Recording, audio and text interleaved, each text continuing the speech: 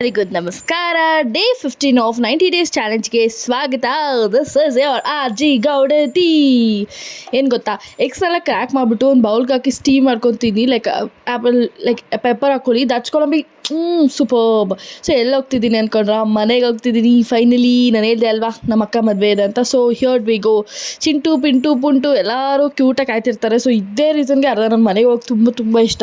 ನನಗೊಂಥರ ಒಂಚೂರು ಬೋರ್ ಆಗಲ್ಲ ಇವ್ರಿಲ್ಲ ಅಂತಂದರೆ, ಅಷ್ಟು ಸಖತ್ತಾಗಿರುತ್ತೆ. So as usual feeding. ನಾನು ಮನೆಗೆ ಬಂದರೆ ತಿನ್ನೋದೇ ರೇರು. ಸೊ ಬೆಳಗ್ಗೆ ನಮ್ಮ ಅಪ್ಪ ತಿನ್ನಿಸ್ತಾರೆ, ಮಧ್ಯಾಹ್ನ ನಮ್ಮ ಅಮ್ಮ ತಿನ್ನಿಸ್ತಾರೆ, ನೈಟು ನಮ್ಮ ಅಪ್ಪ ತಿನ್ನಿಸ್ತಾರೆ. ಸೊ ಹಿಂಗೆ ನಡೆದ್ಬಿಡುತ್ತೆ. ಸೊ ಮನೇಲಿದ್ದೀನಿ ಅಂತ ವರ್ಕೌಟ್ ಮಿಸ್ ಮಾಡ್ತೀರಾ? ನೋ ವೇ, ಚಾನ್ಸೇ ಇಲ್ಲ.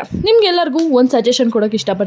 ಸೊ ನಾನೇನು ಮಿಸ್ಟೇಕ್ ಮಾಡ್ತಿದ್ದೆ ಅಂತಂದರೆ, ಒಂದು 15 ಡೇಸ್ ವರ್ಕೌಟ್ ಮಾಡಿ ನನಗೆ ಒಂಚೂರು ವೆಯ್ಟ್ ಲಾಸ್ ಆಗ್ತಿದ್ದಾಗ, ಓ ಮೈ ಗಾಡ್ ನಾನು ಎಷ್ಟು ಮಾಡಿದ್ರು ಈ ಹಾಸ್ಟೆಲ್ ಅಷ್ಟೇ, ಅದು ಇದು.